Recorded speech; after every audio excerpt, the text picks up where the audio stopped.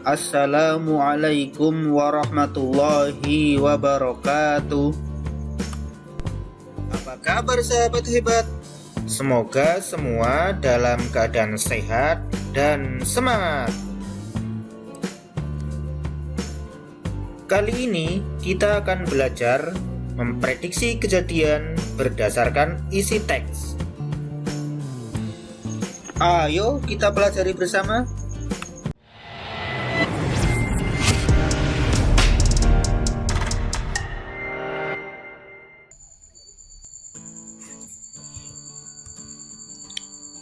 Bahasa Indonesia.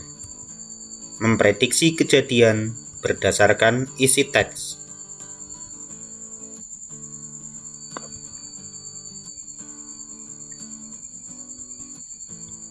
Memprediksi kejadian berdasarkan isi teks.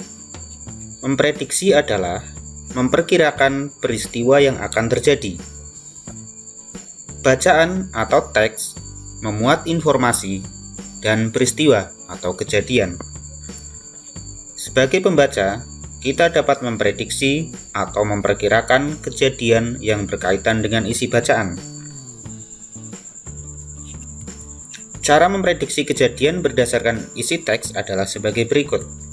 1. Pahami isi bacaan secara menyeluruh. 2. Kejadian yang ditentukan harus berkaitan dengan isi teks.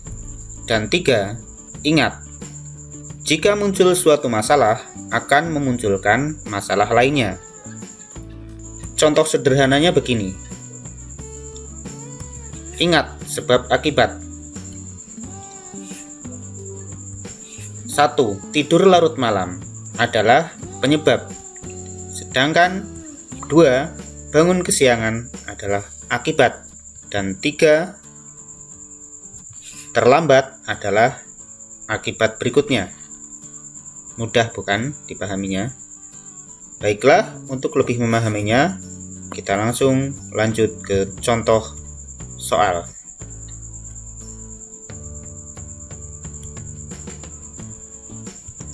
Contoh dalam soal ujian. 1. Pandemi COVID-19 menjadi permasalahan dunia saat ini. Masing-masing orang akan merespon berbeda jika terpapar virus. Gejalanya ada berbagai tingkat, yaitu ringan, sedang, atau berat. Ada pula yang pulih segera tanpa dirawat di rumah sakit. Hal yang akan terjadi jika orang memiliki daya tahan tubuh baik saat terpapar virus COVID-19 akan mengalami A. Kembali pulih, B. Gejala berat, C. Gejala sedang, dan D. Dirawat di rumah sakit. Perhatikan di sini. Kita akan memprediksi hal yang akan terjadi jika orang memiliki daya tahan tubuh baik saat terpapar virus COVID-19. Pilihan A. Kembali pulih. Ini sangat mungkin karena kondisi daya tahan tubuh baik.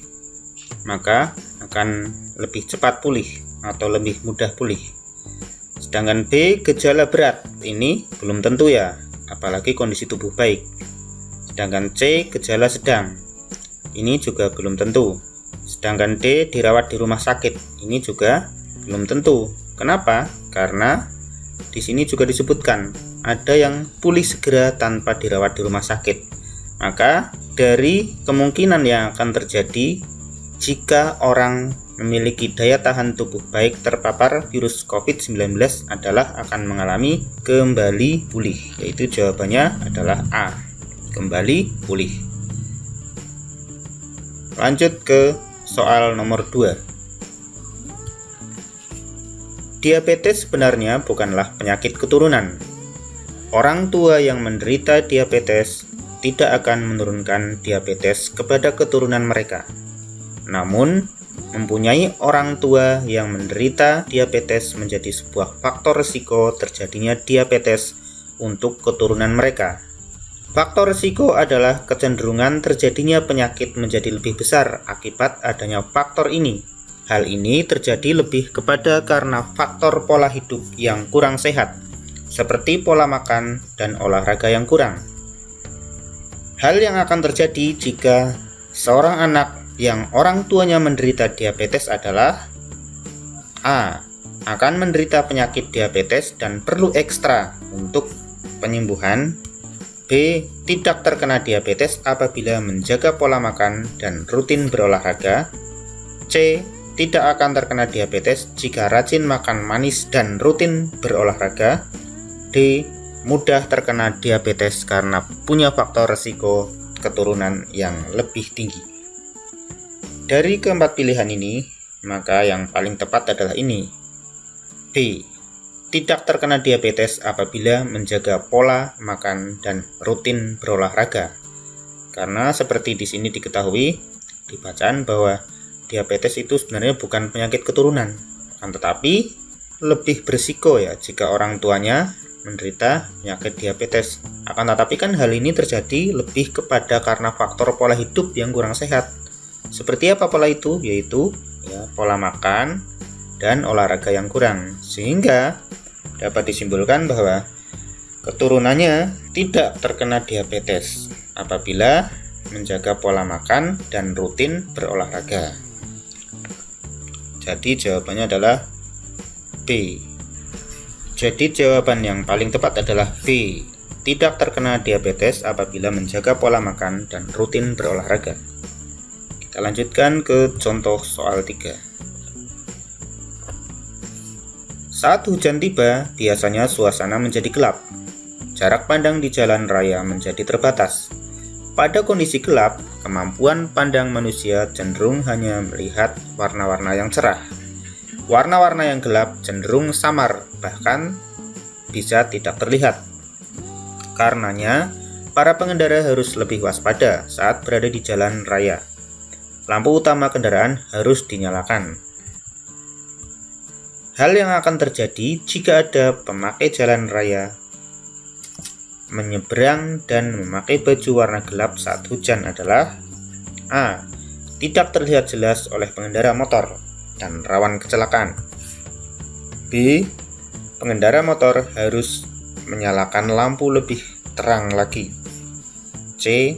Akan terjadi kemacetan karena tidak terlihat sehingga rawan terjadi kecelakaan. D. Polisi lalu lintas akan menegur orang tersebut agar memakai baju cerah.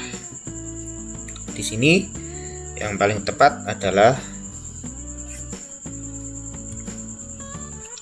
A, yaitu tidak terlihat jelas oleh pengendara motor dan rawan kecelakaan ya, karena tidak jelas maka akan dapat menyebabkan kecelakaan. Tapi kalau di sini yang B, pengendara motor harus menyalakan lampu lebih terang, di sini tidak bisa ya.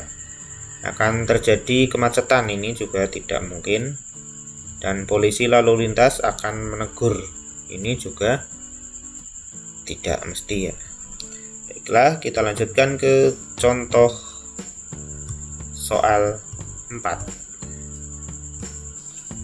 Menjaga kesehatan ginjal berarti menjaga kesehatan seluruh tubuh.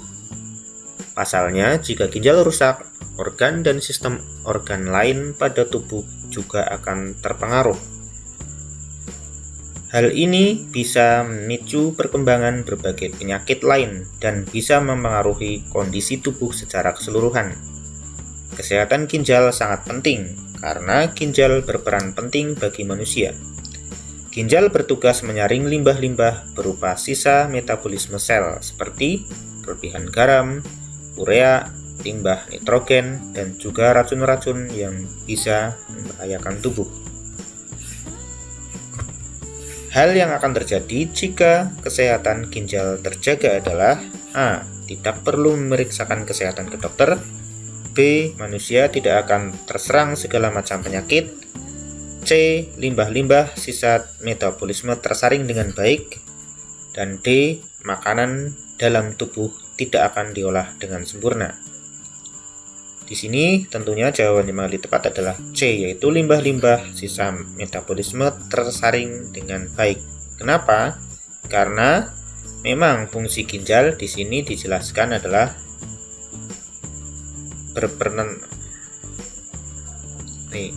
ginjal itu bertugas menyaring limbah-limbah berupa sisa metabolisme sel. Maka jika ginjal terjaga dengan baik, maka limbah-limbah sisa metabolisme tersaring dengan baik. Sedangkan tidak perlu memeriksakan kesehatan ke dokter, ini salah. B. Manusia tidak akan terserang gejala segala macam penyakit, ini juga tidak juga ya, karena penyakit bisa saja tetap menyerang. D. Makanan dalam tubuh tidak akan diolah dengan sempurna, ini malah salah sekali ya. Baiklah, kita lanjutkan ke contoh soal nomor 5. Jenis kain baju akan berpengaruh pada pemakainya. Jenis kain linen dibuat dari tenun serat rami. Kain ini cukup sejuk dan mampu menyerap keringat dengan baik. Jenis cotton gumbed adalah jenis kain katun yang dibuat dari serat kapas murni, memiliki tekstur halus, dingin, dan sangat mudah menyerap keringat.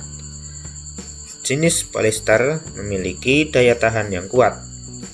Kelemahannya adalah karena sifat bahan terasa panas di badan. Hal yang akan terjadi jika memakai baju bahan cotton gumbed di Gunungan Dieng adalah A. Terasa sejuk dan nyaman di badan. B. Tidak akan berkeringat karena kainnya halus.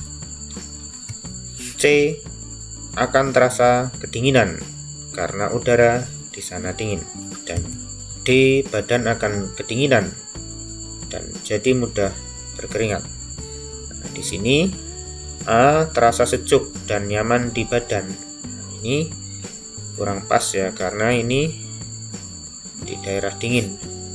Kemudian B. Tidak akan berkeringat karena kainnya halus. Nah, ini tidak akan berkeringat bukan karena kainnya halus, tapi karena di Dieng itu dingin harusnya. Sedangkan C. Akan terasa kedinginan karena udara di sana dingin. Nah, ini jelas ya, karena di sana memang udara dingin. Sementara di kain ini jenis kain yang memiliki tekstur halus, dingin. Sedangkan D. Badan akan kedinginan dan jadi mudah berkeringat. Kalau kedinginan harusnya tidak mudah berkeringat ya. Salah.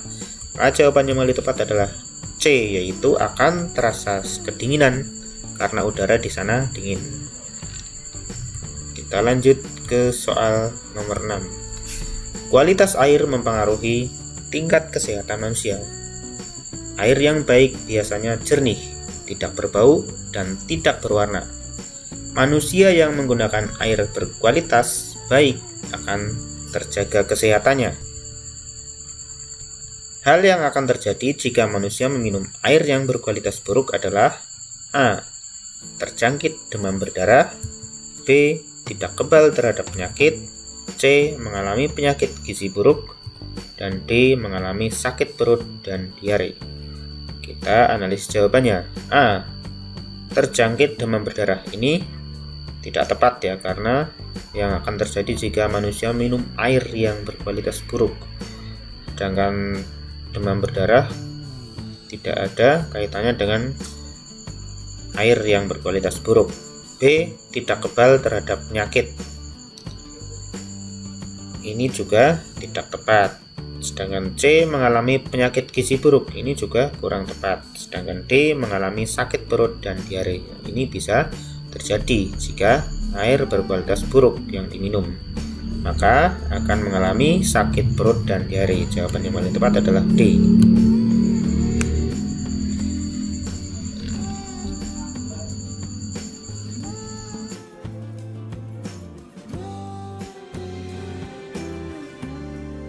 Demikian pelajaran kali ini. Semoga bermanfaat.